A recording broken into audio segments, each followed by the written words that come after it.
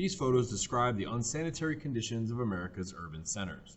Before 1881, streets in cities like New York were filthy, filled with mud, trash, and animal waste. Cities around the country began creating sanitation departments, whose responsibilities included trash removal, cleaning of the streets, and the removal of litter and debris. As you can see in the picture on the top right, city cleanup during the Gilded Age greatly improved life in the urban areas. As we discussed in the previous chapter, the concentration of wealth was a major issue that plagued the Gilded Age.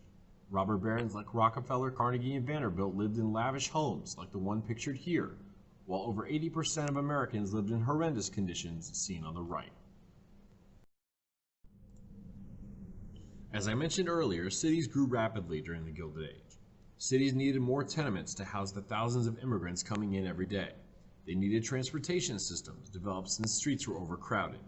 There was no real fire or police departments to handle fires or crime that was rampant. Sanitation was a major problem. Utilities like gas and water were needed to modernize the residential and commercial areas of the city. There were inadequate health services and not enough schools to accommodate the families in these areas. Finally, there also weren't enough jobs. City governments couldn't fix the numerous problems created by this urbanization. Cities had major needs that couldn't be addressed because of legal issues. Many of these problems will be fixed by political machines, who will use corruption and backroom deals to get many of these things fixed. The Gilded Age did offer some solutions to the rapidly growing problems during this period. The federal government continued its laissez-faire policies, allowing big business to grow and expand without regulation. This philosophy relied on private citizens to try and help fix some of the problems of society. Couple that with the theory of social Darwinism, which calls for survival of the fittest, no intervention to help those who are struggling in this environment.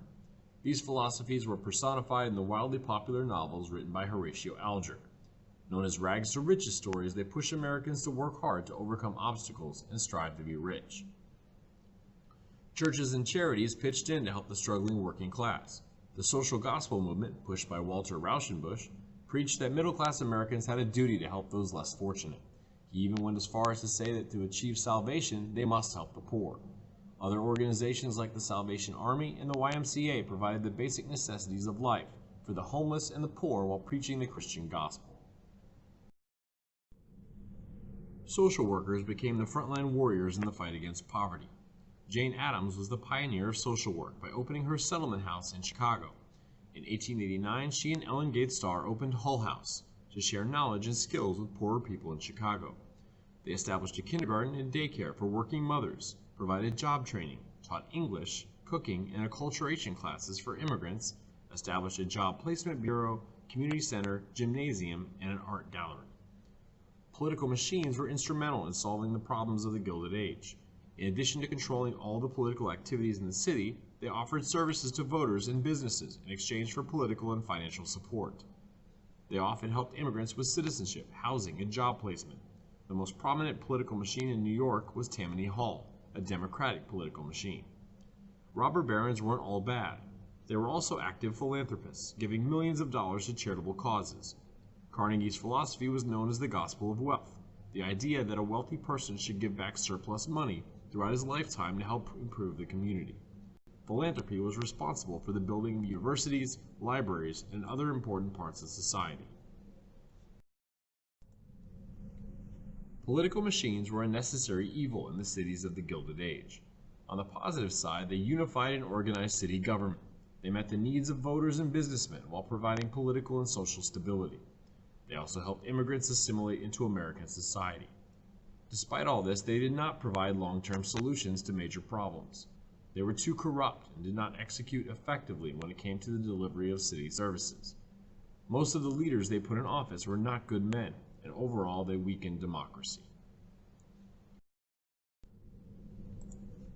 Consumer goods were available to the masses for the first time.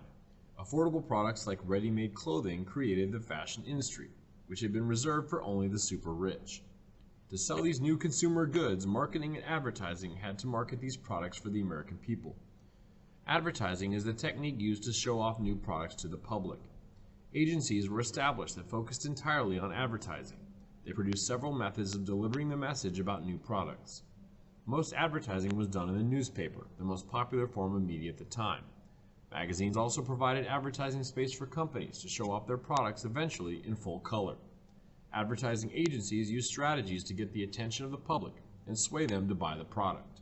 Some of these strategies included slogans, jingles, flyers, coupons, trading cards, testimonials, and sometimes prize giveaways.